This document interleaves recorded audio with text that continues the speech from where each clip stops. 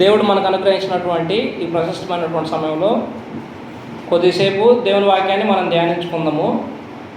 చాలా రోజుల తర్వాత మరలా సంగమతో చేరి ఆత్మ సంబంధమైనటువంటి ఆహారాన్ని మీ అందరికీ అందించడానికి మహోన్నతుడకు దేవుడు నాకు ఇచ్చినటువంటి అవకాశాన్ని బట్టి మొదటగా ఆయనకి తండ్రి అయిన దేవునికి కృతజ్ఞతాస్తుతులు చెల్లిస్తున్నాను. అలాగే చేరువచ్చినటువంటి మీ అందరికీ కూడా క్రీస్తు ప్రభువు యొక్క పరిశుద్ధ నామములో అందరికీ వందనాలు తెలియజేస్తున్నాను.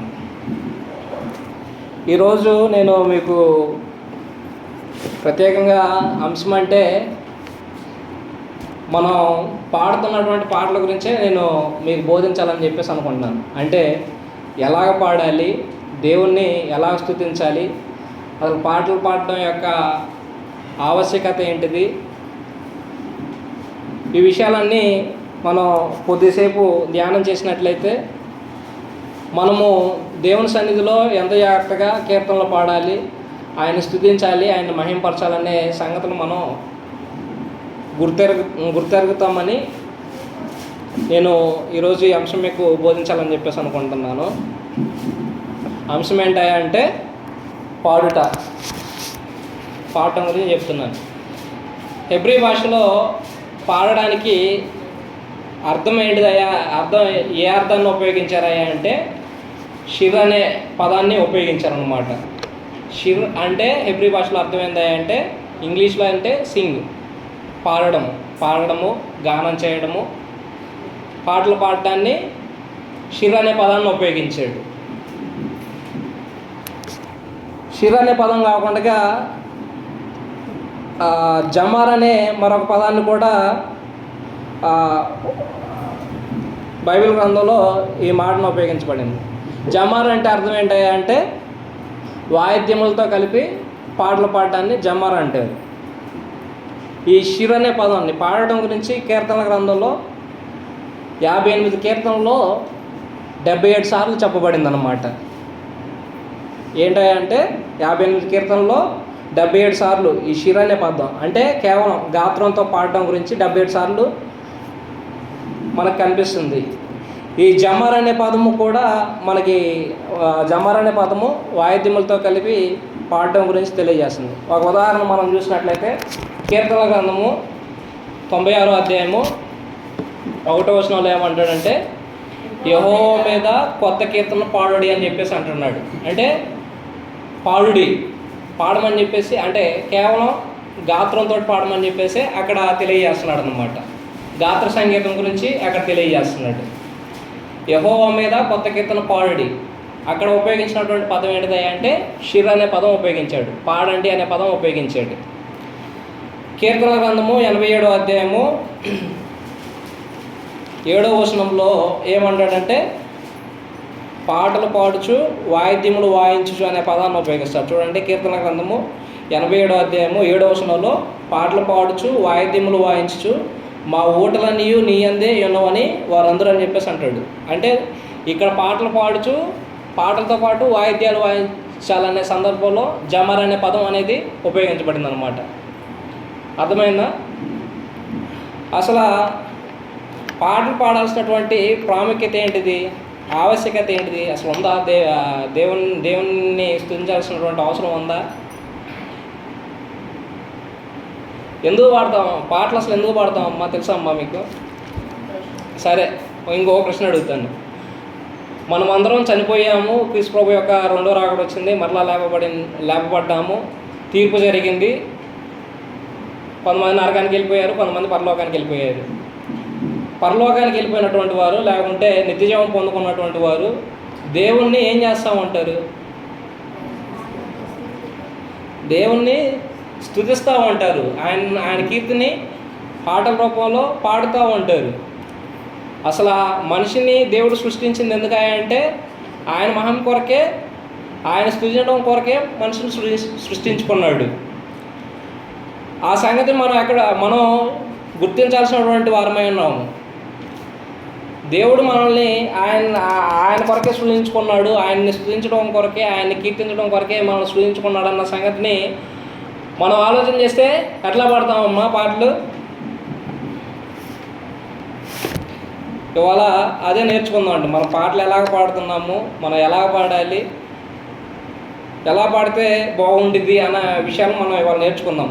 సరే, మొదటగా అసలు దేవుణ్ణి గురించి పాటలు పాడినటువంటి వ్యక్తి ఎవరో చెప్తారా మీరు బైబిల్లో?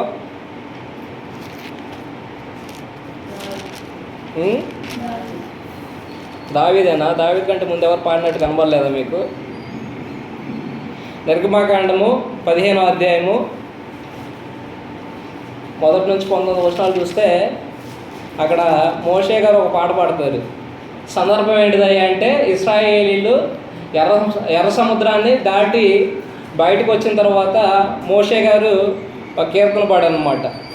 15వ అధ్యాయం 1వ వచనంలో, అప్పుడు మోషేయు ఇశ్రాయేలీలు యెహోవాను గూర్చి ఈ కీర్తన పాడరని చెప్పేసి యెహోవాను గానము చేయుడి అనే పాటని పాడతాం. తెలుసండి మీకు ఆ పాట? యెహోవాను గానము చేసేదము ఏకముగా అనే పాటని ఇక్కడ నుంచే తీసుకున్నారు. ఆ పాటని అంటే మొదటగా పాట పాడినటువంటి వ్యక్తి ఎవరయ్యా అంటే మోషే గారు.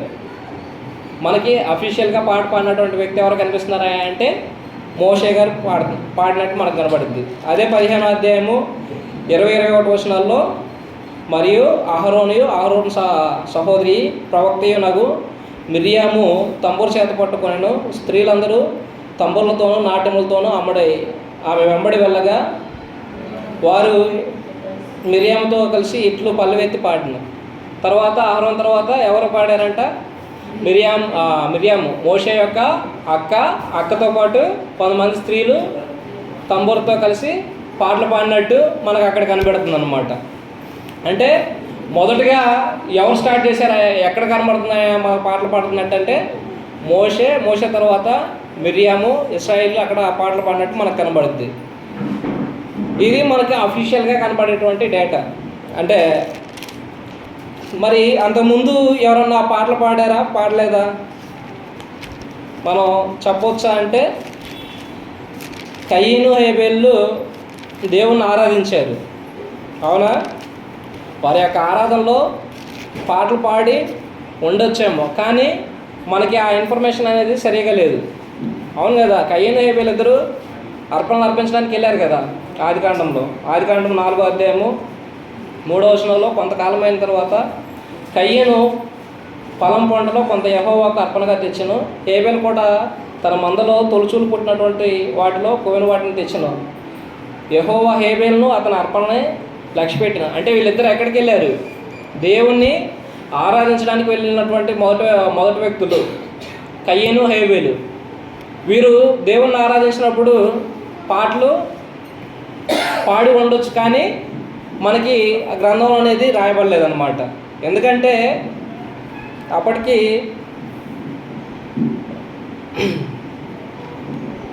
మనకి ఆదికాండం 4వ అధ్యాయంలో చూసినట్లయితే సితారాలు, సానికలు అంటే వాయిద్యాలు, అంటే పాటలు పాడడానికి వాయించేటువంటి వాయిద్య పరికరాలు అనేవి తయారు చేయబడినట్టు మనకు కనబడుద్ది, అవునా? ఎవరు?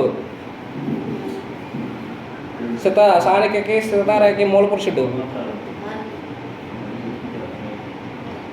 ఆదికాండం 4:21 వచనంలో, అతని సహోదరుని పేరు యూబాలు, ఇతడు సితారాను సానికను చేయవాడందరికీ మూల పురుషుడు ఎవరయ్యా అంటే యూబాల్ అనేటువంటి ఆయన. ఎవరైనా యూబాల్ అనేటువంటి ఆయన కయీన్ సంతానంలో నుంచి వచ్చినటువంటి వ్యక్తి. అప్పటికి సితారాన్ని సానికలను అంటే సానిక అంటే ఫ్లూట్ అనమాట, వీటిని తయారు చేస్తున్నారంటే అప్పటికి పాటలు ఉన్నాయనే అర్థమే కదా. వాయిద్య పరికరాలను తయారు చేశారంటే పాటలు పాడుతున్నారనే అర్థం అని మనం అర్థం చేసుకోవాలి. సరే, ఇంకా మనం చూసినట్లయితే ఆదికాండం 9వ అధ్యాయంలో నోవహు ఆయన కుమారులను దీవిస్తా ఏమంటాడంటే, ఆదికాండము 9వ అధ్యాయం 26వ వచనంలో, షేము దేవుడు స్తుతించబడునుగాక అని చెప్పేసి మాటను ఉపయోగిస్తాడు. చూడండి, అతడు షేము దేవుడైన యెహోవా స్తుతించబడునుగాక, కనాను అతనికి దాసుడు అవుతాడు అని నోవహు అతని యొక్క కుమారులను గురించి ప్రవచిస్తా, వారి యొక్క జీవితకాలం భవిష్యత్తులో ఏ విధంగా ఉంటుంది అని ప్రవచిస్తా ఏమంటున్నాడంటే, షేము దేవుడు స్తుతింపబడునుగాక, షేము దేవుడు అయినటువంటి యెహోవా స్తుతింపబడుగాక అనే మాటలను ఉపయోగించాడు. పాడడానికి స్తుతించడానికి డిఫరెన్స్ ఏందండి చెప్తారా ఎవరైనా? పాడడము స్తుతించడము రెండు ఒకటేనా? ఏంటి మరి పాడడం అంటే ఏంటిది, స్తుతించడం అంటే ఏంటిది? పాడడం అంటే పాటల్ని పదాలు అంటే ఆ పదాలని రాగంతో పాడితే దాన్ని పాట అంటారు. ఇప్పుడు నిర్గమకాండం 15వ అధ్యాయంలో మోషే ఎర్ర సముద్రం దాటిన తర్వాత యెహోవాను గానము చేసేదము ఏకముగా అని చెప్పేసి రాశాడు. దాన్ని మనం చదివామనుకో, రాసినటువంటి పాటని చదవడాన్ని స్తుతించడం అంటారు. రాసినటువంటి పదాలని రాగంతో కలిపి పాడితే దాన్ని పాట అంటారు. ఇప్పుడు మనం ఎంత పాడుతున్నాము, ఆరాధించడము ఆత్మతో నిరతము అనే పాటను మనం పాడుతున్నాము. అవి పదాలే. ఆ పదాలను మనం ఎట్లా పాడుతున్నాము, రాగంతో పాడితే అది పాట అవుతుంది. అట్లా కాకుండా చదివిదండి, ఆరాధించడము యెహోవాను ఆత్మతోటి సత్యముతోటి నిరతము అనే ఆ పదాలను చదవడాన్ని లేదంటే ఆ పదాలని పాడడాన్ని కూడా స్తుతించడం అని చెప్పేసి అంటారన్నమాట. అంటే పాటల యొక్క పదాలను చదవడం కానీ మాట్లాడడం కానీ పాడడాన్ని స్తుతించడం అంటారు. పాడడం అనేది కూడా స్తుతించడంలో ఒక భాగమే, దేవుని స్తుతించడంలో ఒక భాగమేనమాట. సరే, ఇంతకీ పాడడానికి దేవునికి మధ్య సంబంధం ఏంటిది? మనం పాడేటువంటి పాటలకి దేవునికి మధ్య ఉన్నటువంటి సంబంధం ఏంది? ఎప్పుడైనా ఆలోచించామా? అసలు మనం ఎందుకు దేవుని స్తుతిస్తున్నాము, దేవుని గురించి పాడుతున్నాము అన్న సంగతి మనము ఎప్పుడైనా ఆలోచించామా? చూడండి, హెబ్రీయులకు రాసినటువంటి పత్రిక 13వ అధ్యాయము 14వ వచనము. నిలువరమైన పట్టణము మనకిక్కడ లేదు, కానీ ఉండబో దానికోసము ఎదురు చూచుచున్నాము. కాబట్టి ఆయన ద్వారా మనము దేవునికి ఎల్లప్పుడూ స్తుతియాగము చేయదుము, అనగా ఆయన నామమును ఒప్పుకొనుచు జీవఫలమును అర్పించడం అనే మాటను ఉపయోగిస్తున్నాడు.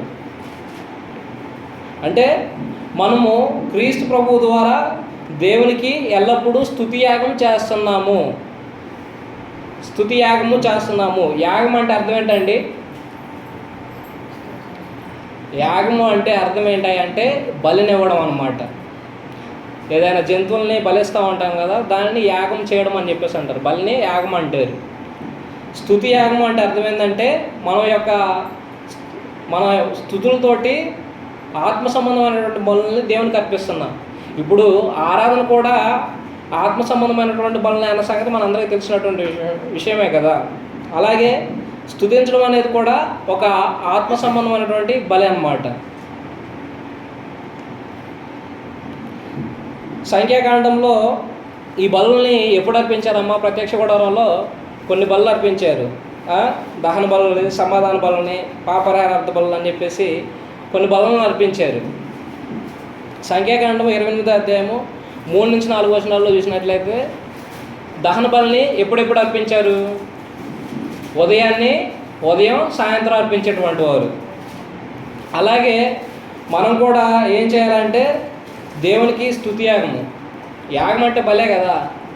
మనం కూడా దేవునికి స్తుతి యాగముగా మన పాటల్ని, మన యొక్క జీవఫలాన్ని ఆత్మ సంబంధమైనటువంటి బలిగా మనం ఎల్లప్పుడూ దేవుని స్తుతించేటువంటి వారిగా మనం ఉండాలన్నమాట. తర్వాత ఇంతకీ మనం ఎవరిని స్తుతించాలి? తండ్రి అయిన దేవుని స్తుతించాలా? ప్రభు అయిన యేసుక్రీస్తు ప్రభు వారిని స్తుతించాలా? పరిశుద్ధాత్మ దేవుని స్తుతించాలా? ఎవరిని స్తుతించాలి?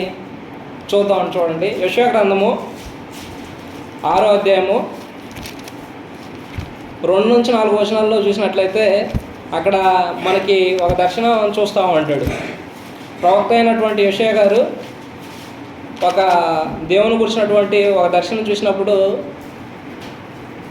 ఈ విధంగా చెప్పబడుతుంది. రాజైన ఉజ్జియా మృతి నొందిన సంవత్సరమున అత్యున్నతమైన సింహాసనం మందు ప్రభు ఆసీనుడైనట్టుగా నేను చూసిని. ఆయన చొక్కయు అంచుల దేవాలయం నిండుకొండు. ఆయన పైగా శరాపులు నిలిచి ఉండేది. ఒక్కొక్కరికి 6 రెక్కలు ఉండెను.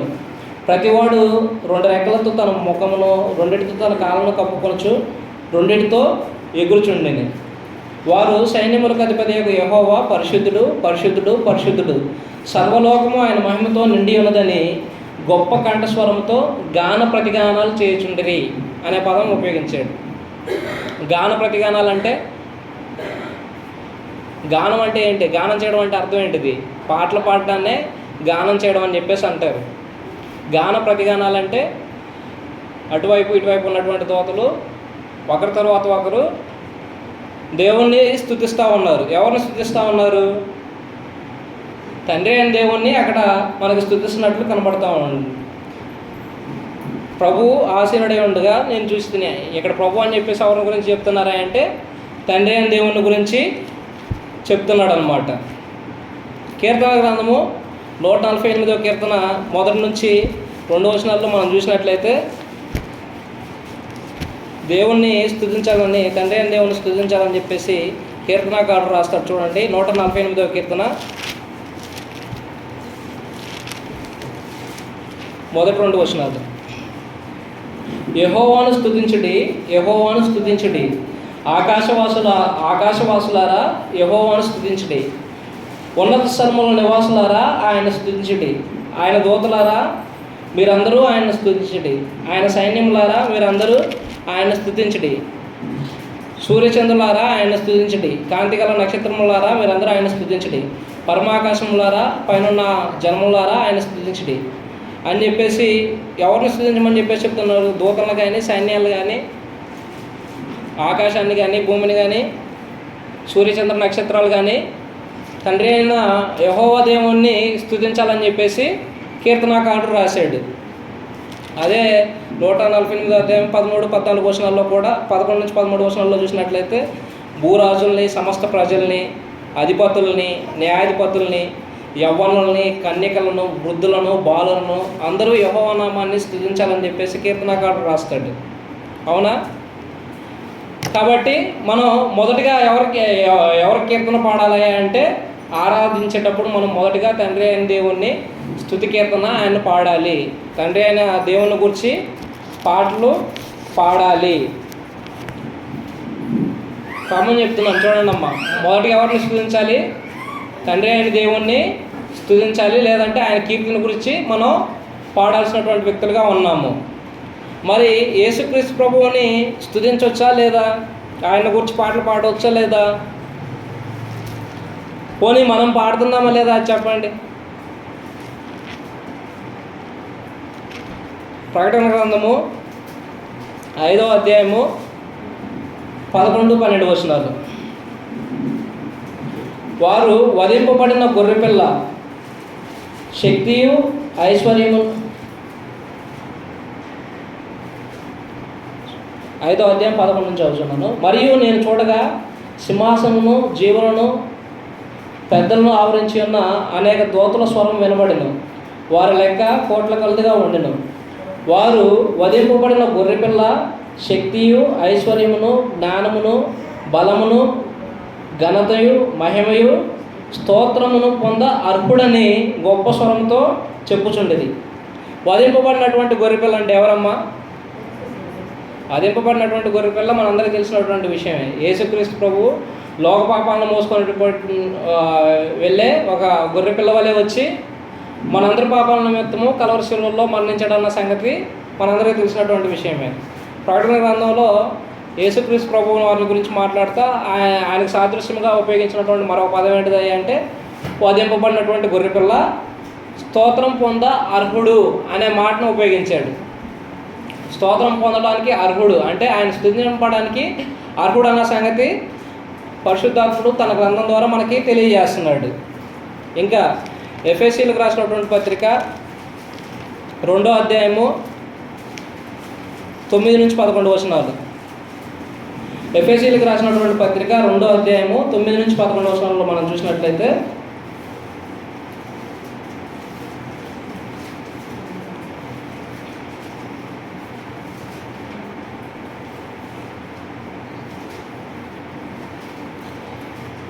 ప్రతివాని నాలుక క్రీస్తు ప్రభు అని దేవుని మహిమార్థమై ఒప్పుకోవాలని చెప్పేసి మాట్లాడతాడు. ప్రతివాని మోకాలు ఆయన నామంలో వంగాలని చెప్పేసి మాట్లాడతాడు కదమ్మా. రిఫరెన్స్ నేను సరిగ్గా రాయలేదు.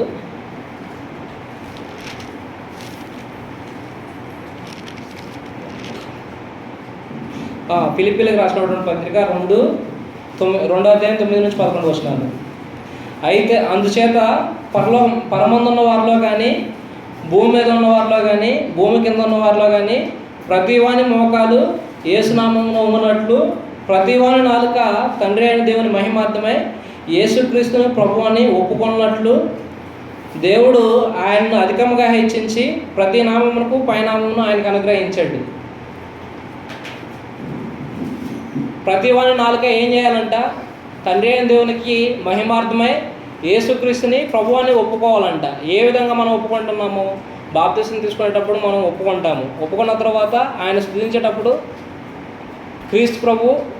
యేసుక్రీస్తుని ప్రభు అని చెప్పేసి మనము అంగీకరిస్తూ పాడాల్సినటువంటి భాగ్యం, ఆ అవసరత ఎంతైనా ఉంది. ఎందుకంటే మనం పాటలు పాడేది నాలుగుతోటే కాబట్టి మనము దేవుని మహిమార్థముగా యేసుక్రీస్తు ప్రభువుని ఆయన్ని స్తుతించాల్సినటువంటి అవసరం ఉంది. ఇంకా ఎఫెసీలకు రాసినటువంటి పత్రికలోనే 5వ అధ్యాయము 19-20 క్లియర్గా చెప్తాడు. ఏం చెప్తాడంటే ప్రభువుని గురించి పాడమని చెప్పేసి ఖచ్చితంగా క్లియర్గా చెప్తూ ఉంటాడు. చూడండి, ఎఫెసీలకు రాసినటువంటి పత్రిక 5వ అధ్యాయము 19-20 ఒకరినొకడు కీర్తనలతోనూ సంగీతములతోనూ ఆత్మ సంబంధమైన పాటలతో హెచ్చరించుకొనచ్చు మీ హృదయముల్లో ప్రభువును గూర్చి పాడుచు కీర్తించు మన ప్రభు అయిన యేసుక్రీస్తు పేరట సమస్తమును గూర్చి తండ్రి అయిన దేవునికి ఎల్లప్పుడూ కృతజ్ఞతాస్తుతులు చెల్లించు క్రీస్తునందు భయంతో ఒకరినొకడు లోబడి ఉండరు అని చెప్పేసి మాట్లాడుతున్నాడు. ఆత్మ సంబంధమైనటువంటి కీర్తనలతోటి, ఆత్మ సంబంధమైనటువంటి పాటలతోటి మనం ఏం చేయాలండి? ప్రభువుని గురించి పాడాలి. మొదటగా తండ్రి అయిన దేవుని గురించి పాడాలి, తర్వాత ప్రభు అయిన యేసుక్రీస్తుని గురించి పాటలు పాడాలి. అవునా?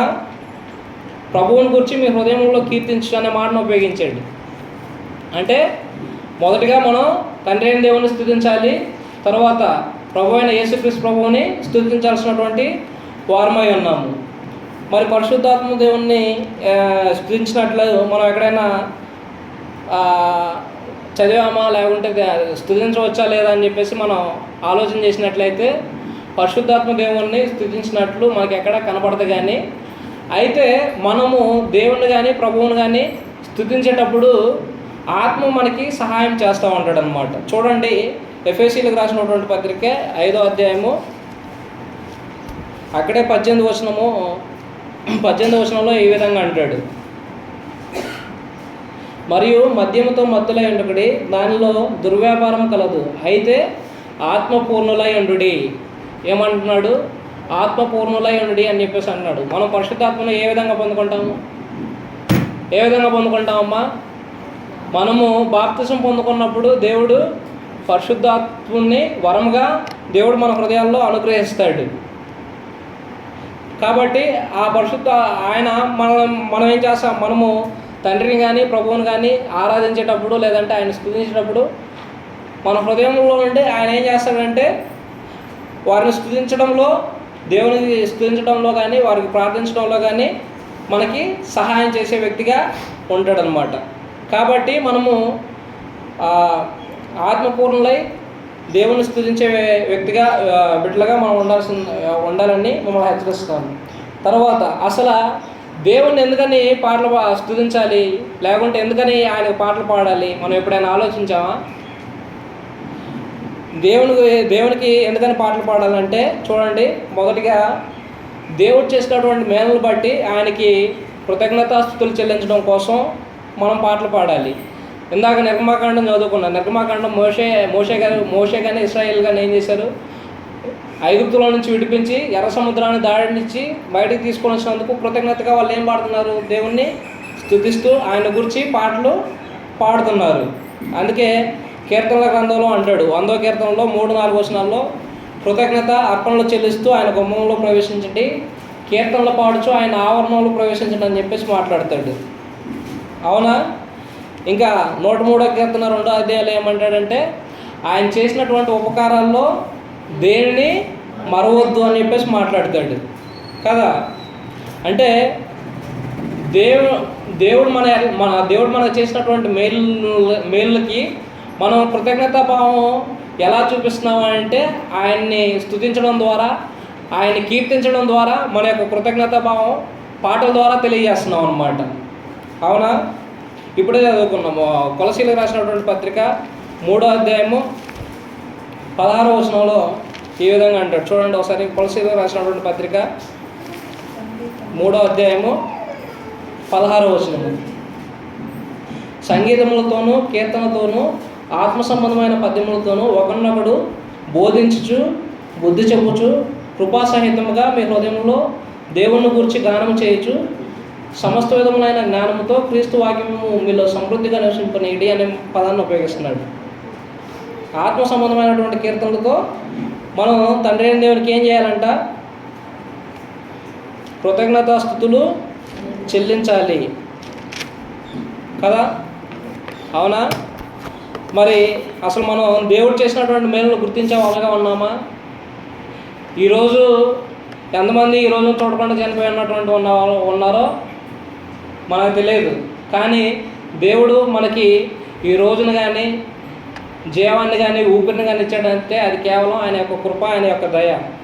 మరి అది మేలే కదా. ఒక రోజుని నీకు జీవితంలో మరొక రోజుని నీకు ఇస్తున్నాడంటే మరి నువ్వు దేవునికి కృతజ్ఞతలు తెలియజేయాల్సినటువంటి అవసరం ఉంది, ఆయన కీర్తించాల్సినటువంటి అవసరం ఉంది, ఆయన పాటలు ఆయన గురించి పాడాల్సినటువంటి అవసరం ఉన్నది. రెండోది, దేవుణ్ణి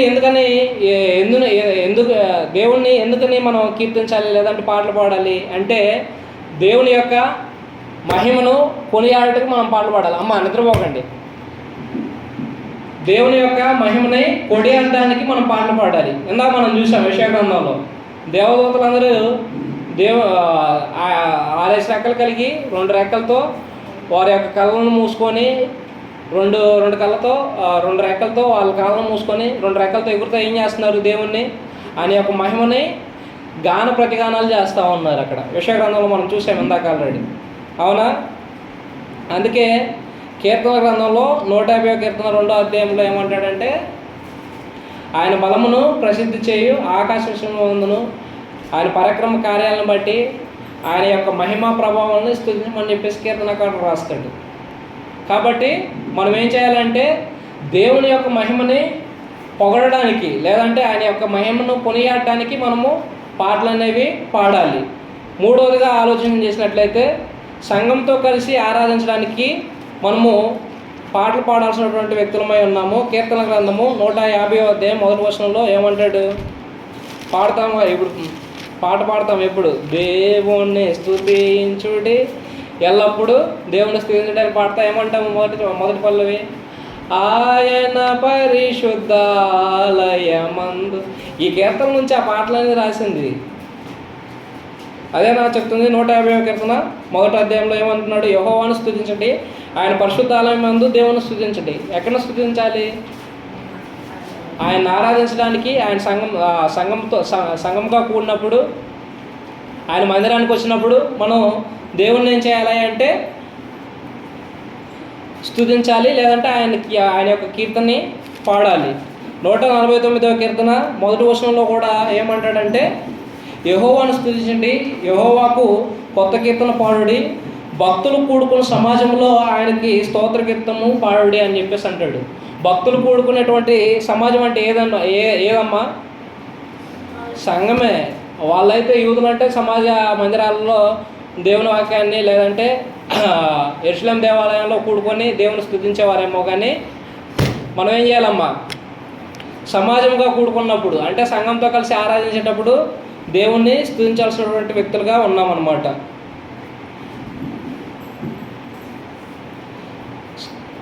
చివరిగా ఇంకా ఎందుకు దేవుని స్తుతించాలంటే అన్యులమైనటువంటి మనందరికీ రక్షణ కల్పించినందుకు దేవుని మనం స్తుతించాల్సినటువంటి అవసరం ఉందమ్మా.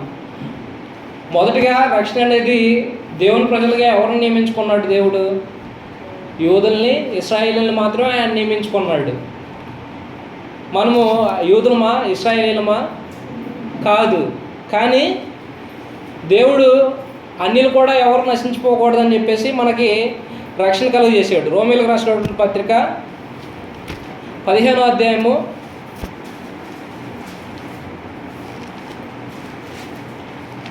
8 నుంచి 12 వచనాలు మనం చూసినట్లయితే,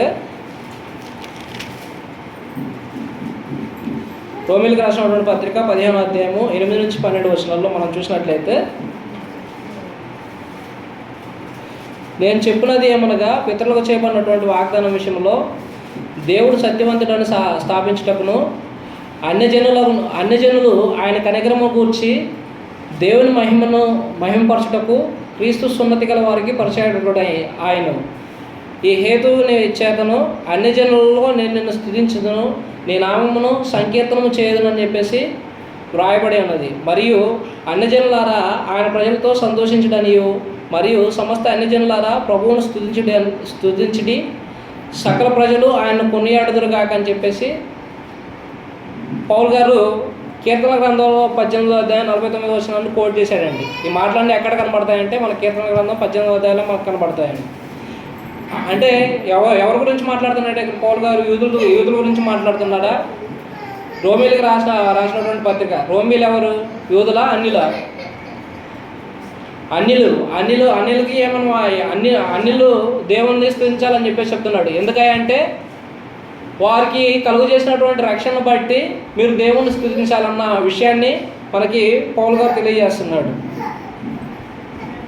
అన్ని జనులలో నేను నిన్ను స్తుతించేదను, నీ నామము సంకీర్తనం చేయదను అనే మాటలు, లేదంటే సమస్త అన్ని జనులారా ప్రభువును స్తుతించడం అనే మాటలు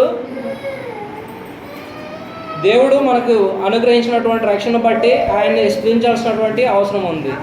లేదంటే ప్రభువు మన రక్షణ కొరకు ఆయన చేసినటువంటి త్యాగాన్ని బట్టి మనము యేసుక్రీస్తు ప్రభువును కూడా స్తుతించాల్సినటువంటి అవసరం ఉందన్న సంగతిని మనము జ్ఞాపకం చేసుకోవాలన్నమాట. సరే, దేవుణ్ణి ఎలా స్తుతించాలి? ఇప్పుడు దాకా ఎందుకు స్తుతించాలన్న సంగతి చూసాం. మనము ఎందుకు స్తుతించాము? దేవుడికి కృతజ్ఞతలు చెల్లించడానికి మనం స్తుతిస్తున్నాము, దేవుణ్ణి ఆరాధించడానికి మనం స్తుతిస్తున్నాము, లేదంటే పాడుతున్నాము, ఆయన మహిమను కొనియాడడానికి పాడుతున్నాము, ఇంకా ఆయన మనకు కల్పించినటువంటి గొప్ప రక్షణను బట్టి మనం ఆయన్ని స్తుతిస్తున్నాము, పాడుతున్నాము. అయితే మనం అసలు ఎలా స్తుతించాలి దేవుణ్ణి? ఇది కదా అసలైనటువంటి సమస్య. అసలు పాడేటప్పుడు మనం ఏ విధంగా పాడాలి? మన యొక్క శరీర ఆకృతి అనేది ఏ విధంగా ఉండాలి? మనం ఎప్పుడైనా ఆలోచించామా? వచ్చి చక్కగా కూర్చొని పాటలు పాడుతున్నాము, సరిపోయిద్దా? అలా పాడితే దేవుడు అంగీకరిస్తాడా? సరే, ఇప్పుడు మీ మధ్యకే ఒక ఎంపీనో ఒక ఎమ్మెల్యేనో వచ్చాడు. ఒక ఎంపీ గారు ఎమ్మెల్యే గారు వచ్చారని చెప్పేసి అనుకుందాం. మీరందరూ ఆయన్ని కూర్చొనే పలకరిస్తారా? ఏమంటే కూర్చొనే పలకరిస్తారండి? అంటే దేవుడు ఒక ఎమ్మెల్యే కంటే ఎంపీ కంటే కూడా మీ దృష్టిలో విలువైనటువంటి వ్యక్తి కాదు. మీరు ఆయనకి ఇచ్చేటువంటి గౌరవం అదేనా? ఎక్కడైతే 2-3 కూడి నా నామాన్ని స్తుతిస్తారో, ఆరాధిస్తారో వారి మధ్యలో నేను ఉంటానని చెప్పేసి యేసుక్రీస్తు ప్రభువు అన్నాడు. ఎప్పుడైతే ఆరాధనను మనం ప్రారంభిస్తున్నామో, ఎప్పుడైతే మనం ప్రార్థన చేస్తున్నామో, ఎందరూ నా బిడ్డలు సరైన సమయానికి వచ్చి నన్ను స్తుతిస్తారు, నన్ను ఆరాధిస్తారని చెప్పేసి దేవుడు ఇక్కడ ఎదురు చూస్తూ ఉంటాడన్న సంగతి మనం జ్ఞాపకంచుకుంటే మనం దేవుణ్ణి ఏ విధంగా స్తుతిస్తామండి? అంటే నేను కూర్చొని పాడటం తప్పని చెప్పేసి చెప్పడం లేదు, కానీ నిలబడి పాడటం అనేది ఆయనకి ఇచ్చేటువంటి గౌరవము, మర్యాద అని చెప్పేసి చెప్తున్నాను అన్నమాట.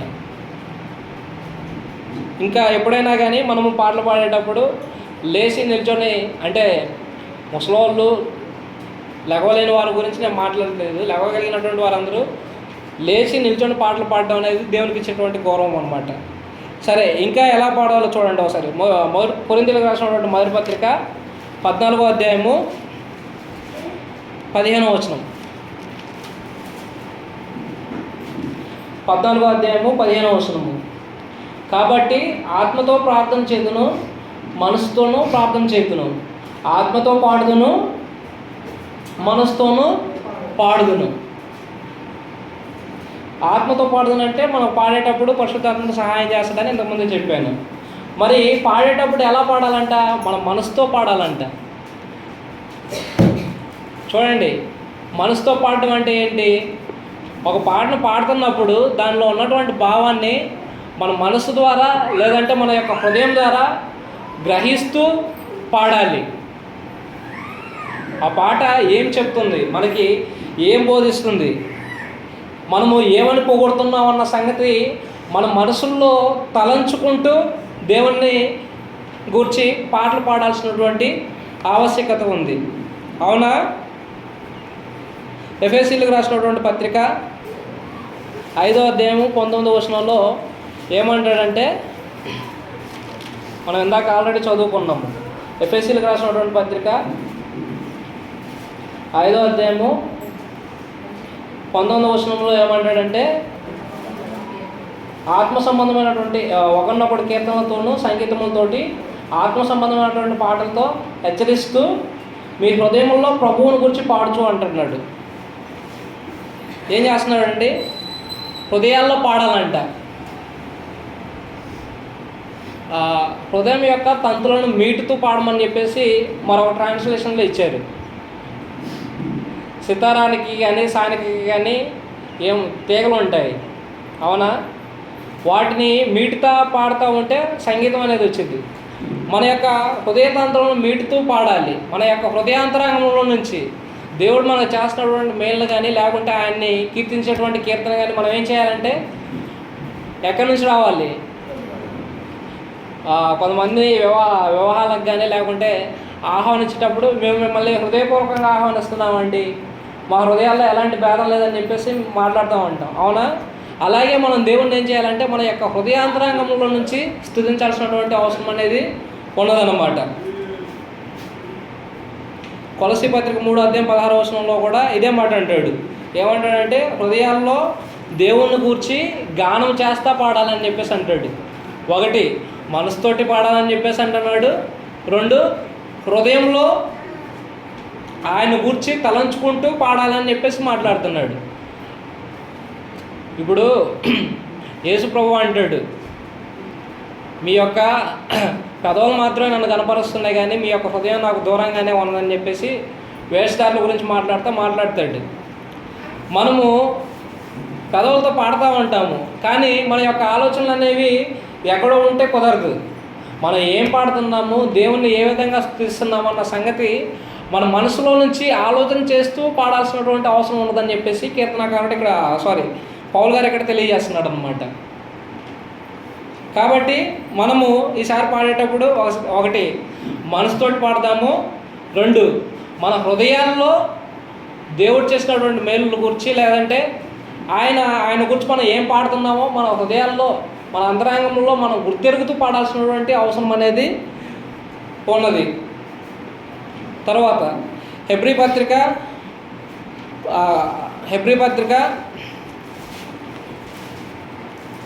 3వ అధ్యాయము 15వ వచనంలో ఇందాక మనం చదువుకున్నాము.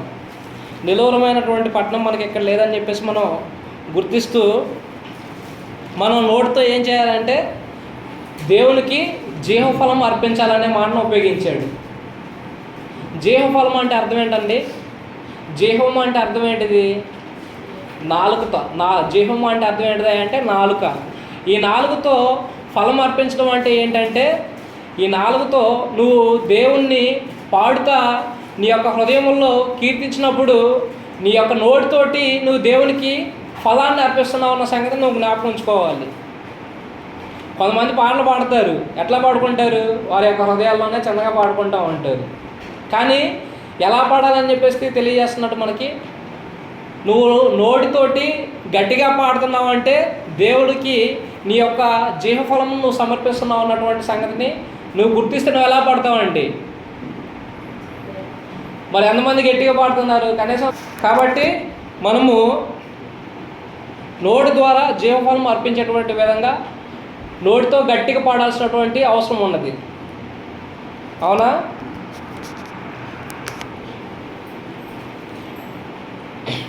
చివరిగా కొలసీలకు రాసినటువంటి పత్రిక 3వ అధ్యాయం 16వ వచనంలో ఏమంటాడంటే ఒకరినొకడు బోధించుకుంటూ బుద్ధి చెప్పుకుంటూ పాటలు పాడాలని చెప్పేసి అంటాడు.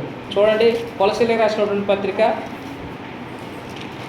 3వ అధ్యాయము 16వ వచనంలో ఏమంటాడంటే సంగీతములతోనూ కీర్తనలతోనూ ఆత్మ సంబంధమైన పద్యములతోనూ ఒకరికొకడు ఏం చేసుకోవాలండి? బోధించుకోవాలి, 2 బుద్ధి చెప్పుకోవాలి. బోధించుకోవడం అంటే ఇప్పుడు నేను మీకు ఏం చేస్తున్నాను?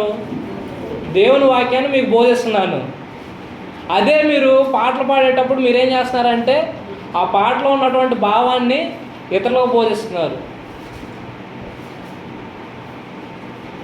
ఉదాహరణకి ఆరాధించడము ఆత్మతోటి సత్యముతోటి యెహోవా దేవుణ్ణి నిరంతరము అనే పాటను మీరు పాడుతున్నారు. అంటే మీరు ఏమని బోధిస్తున్నారు? మేము ఆత్మతోటి సత్యంతోటి దేవుణ్ణి, తండ్రి అయిన దేవుణ్ణి మేము ఆరాధిస్తున్నామన్న సంగతి మీరు అవతల వ్యక్తులకి ఏం చేస్తున్నారు? మీరు పాడేటువంటి పాట ద్వారా బోధిస్తున్నారు. తర్వాత ఒకరికొకరు బుద్ధి చెప్పుకోవాలి. పాటల ద్వారా మనం బుద్ధి చెప్పుకోవాల్సినటువంటి వ్యక్తులుగా ఉన్నాం. కొంతమంది భక్తుల గురించి మాట్లాడుతూ ఉంటాము, అవునా? పాటలు పాడేటప్పుడు కయీన్ లాగా ఉండొద్దు, హేబెల్ లాగా ఉండొద్దు, అబ్రహాం లాగా ఉండాలి, నోవా లాగా ఉండాలి అని చెప్పేసి అందరు భక్తుల మీద పాటలు పాడుతూ ఉంటాం కదా. అంటే వారి జీవితాలను మనం ఏం చేస్తున్నాం? కీర్తనల ద్వారా ఒకరినొకరు బుద్ధి చెప్పుకుంటున్నాం, అవునా? అంటే మనం పాటలు పాడేటప్పుడు గమనించాల్సినటువంటి విషయం ఏంటంటే మనం పాట ద్వారా ఇతర వ్యక్తులకి బోధిస్తున్నామన్న సంగతిని మనం జ్ఞాపకం చేసుకోవాలి. ఇంకా ఆ పాట ద్వారా మనము బుద్ధి చెప్పుకునే విధంగా, అంటే ఆ భక్తుల జీవితాలు ఆ విధంగా అయిపోయాయి, మనము ఆ విధంగా అవ్వకూడదని చెప్పేసి బుద్ధి చెప్పుకుంటా, లేదంటే ఒకరినొకరు హెచ్చరించుకుంటూ మనం కీర్తనలు పాడాలి. మీరు హెచ్చరించుకుంటూ కీర్తనలు పాడాలనే విషయము 5వ అధ్యాయము 19 ఎఫెసీయులకు రాసినటువంటి పత్రిక 5వ అధ్యాయము 19వ వచనంలో ఉంటుంది. చూడండి ఒకసారి. ఎఫెసీయులకు రాసినటువంటి పత్రిక 5వ అధ్యాయము 19వ వచనంలో ఏమంటాడంటే ఒకరికొకడు కీర్తనలతోనూ సంగీతములతోనూ ఆత్మ సంబంధమైనటువంటి పాటలతో ఏం చేసుకోవాలంటే హెచ్చరించుకోమని చెప్పేసి అంటున్నాడు. హెచ్చరిక ఎప్పుడు అవసరం అవుతుందండి? రోడ్ల మీద వెళ్తున్నప్పుడు పలానా చోట బ్రిడ్జ్ చేస్తారు, జాగ్రత్తగా ఉండండి, రోడ్డు పక్కకే తీసుకొని వెళ్ళిపోమని చెప్పేసి హెచ్చరిక బోర్డులు పెడతా ఉంటారు. అంటే హెచ్చరిస్తున్నాడంటే అక్కడ అర్థమైంది ప్రమాదం ఉందన్న సంగతిని హెచ్చరిస్తున్నాడు. మనం కూడా పాటలు పాడేటప్పుడు ఏం చేయాలంటే హెచ్చరించుకోవాల్సినటువంటి అవసరం ఉంది.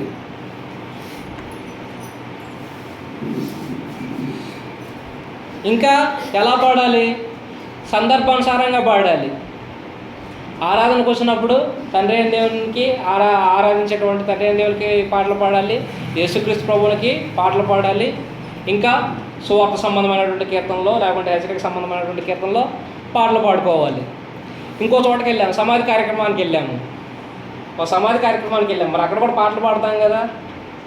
పూడ్చిపెట్టేటప్పుడు లేకుంటే తీసుకెళ్ళేటప్పుడు పాటలు పాడుతూ ఉంటాం కదా. అక్కడికి వెళ్ళి పుట్టినరోజుకు సంబంధించినటువంటి పాటలు పాడితే ఎట్లా ఉంటుంది? అది బాగోదు.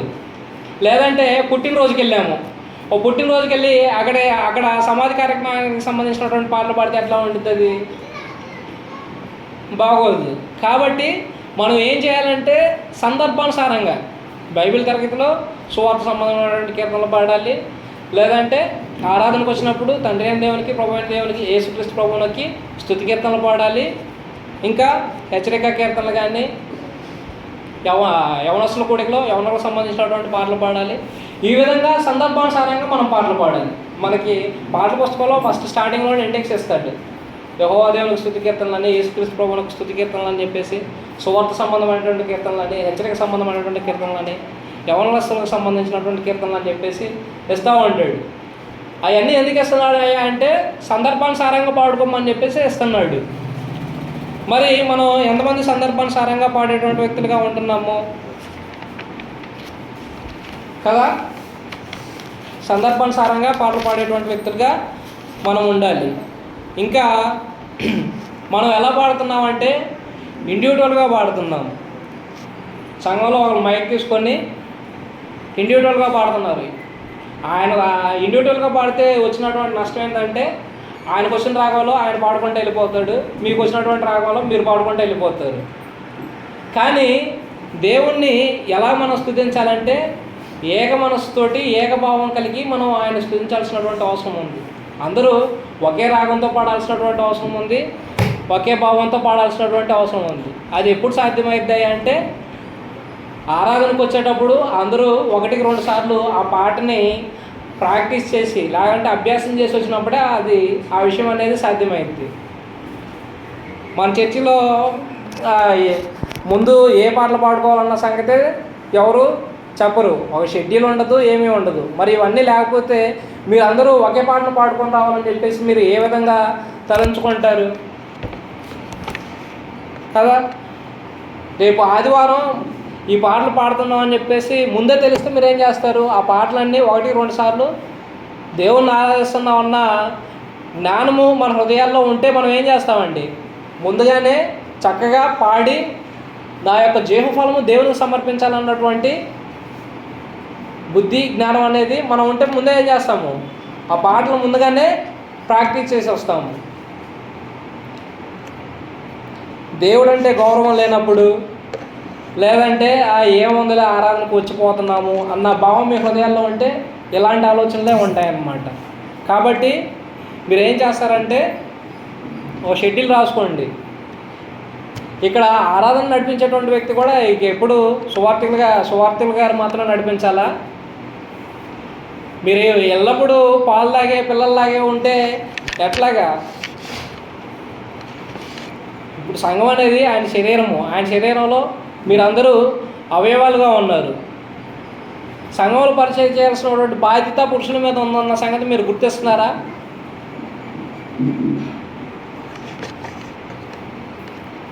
మీరు చక్కగా ఆచరిస్తే ప్రారంభ ఒకళ్ళు చేయొచ్చు, పాటలు అందరూ కలిసి 2-3 కలిసి పాటలు పాడవచ్చు, పాటలు నడిపించవచ్చు, మరికొందరు బోధించవచ్చు, మరికొంతమంది ప్రభురాత్రి భోజనాన్ని కార్యక్రమాన్ని నడిపించవచ్చు, మరికొంతమంది కానుకలు నడిపించవచ్చు.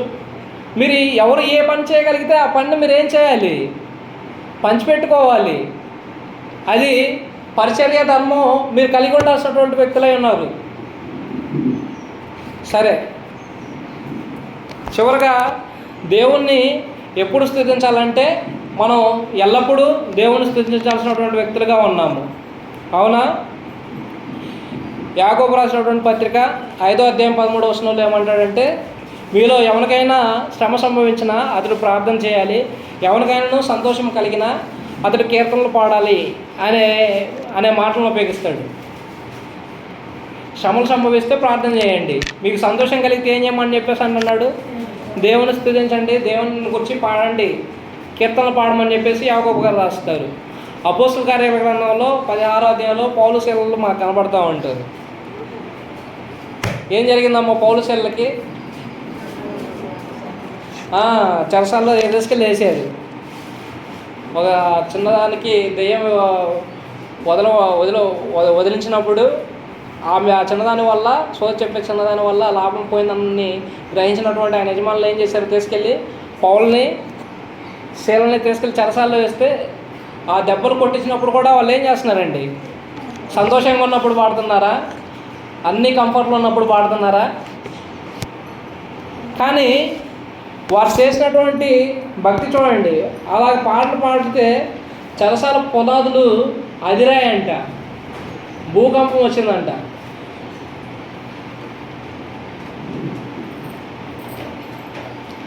మరి మనం పాడితే మనకు కనీసం నోట్లో నుంచి అన్న పాట బయటకు వస్తుందా? కాబట్టి మనం ఏం చేయాలి, సంతోషం కలిగి ఉన్నప్పుడే కాదు, శ్రమల్లో ఉన్నప్పుడు కూడా దేవుణ్ణి స్తుతించాల్సినటువంటి వ్యక్తులుగా ఉన్నాము, దేవుణ్ణి గురించి కీర్తించాల్సినటువంటి వ్యక్తులుగా ఉన్నాము, ఆయన గురించి పాడాల్సినటువంటి వ్యక్తులుగా ఉన్నాము. యోబు గారు ఏమంటున్నాడమ్మా, ఆయన భార్య వచ్చి ఆయన పొందినటువంటి శ్రమలను చూసి ఏమంటుంది, నువ్వు ఇంకా బతికొనడం ఎందుకు, చచ్చిపోమని చెప్పేసి అంటే ఆయన ఏమంటున్నాడమ్మా, యెహోవా ఇచ్చెను యెహోవా తీసుకొనిను, యెహోవా నామానికే స్తుతి కలుగును గాక. అనే పదాలను ఉపయోగించాడు. అంటే అంత బాధలో ఉండి కూడా యోబు దేవుణ్ణి స్తుతించడానికే ప్రయారిటీ ఇస్తున్నాడు. కానీ మనం ఏం చేస్తున్నాము? మరి మన పరిస్థితులు ఎలా ఉన్నాయి? ఎంతమంది ఇక్కడ నుంచి వెళ్ళిన తర్వాత మేము దేవునికి కొంత సమయం కేటాయిస్తామని చెప్పేసి మీ యొక్క కుటుంబ ప్రార్థనలు పెట్టుకోవడం, కానీ ఆ కుటుంబ ప్రార్థనలో రేపు వచ్చే ఆరాధనలో ఈ పాటలు పాడాలని చెప్పేసి ముందుగానే ప్రాక్టీస్ చేసేటువంటి వాళ్ళు ఎవరైనా ఉన్నారమ్మా ఇక్కడ? లేరు. కాబట్టి ఇవన్నీ ఏంటంటే లోపాలు ఉన్నాయని చెప్పేసి తెలిసినప్పుడు మనం ఏం చేయాలి? సరి చేసుకోవాల్సినటువంటి అవసరము ఉన్నది. కాబట్టి మనం ఏం చేయాలి? ఆత్మతోటి మనసుతోటి పాడాలి. మన యొక్క హృదయంలో దేవుని స్తుతిస్తూ ఆయన యొక్క మహిమను తలంచుకుంటూ మనం పాడాల్సినటువంటి వారిగా ఉన్నాము. మనము ఆయనకి దేవునికి జీవఫలము అర్పిస్తున్నామన్న సంగతిని గుర్తు చేసుకుంటూ శ్రమల్లోనే కాకుండా సంతోషంలోనే కాకుండా శ్రమల్లోనూ బాధల్లో కూడా దేవుని స్తుతించేటువంటి వ్యక్తులుగా, దేవుని గురించి కీర్తించి ఆయన గురించి పాటలు పాడేటువంటి వ్యక్తులుగా మనం జీవించాలని మిమ్మల్ని హెచ్చరిస్తూ నేను హెచ్చరించుకుంటూ ఎంతో ఓపికతో ఉన్నటువంటి మీ అందరికీ కూడా యేసుక్రీస్తు ప్రభు యొక్క పరిశుద్ధ నామములో మరొకసారి వందనాలు తెలియజేస్తూ ఇంతటితో ఈ వాక్యాన్ని ముగిస్తున్నాను. అందరికీ వందనాలు.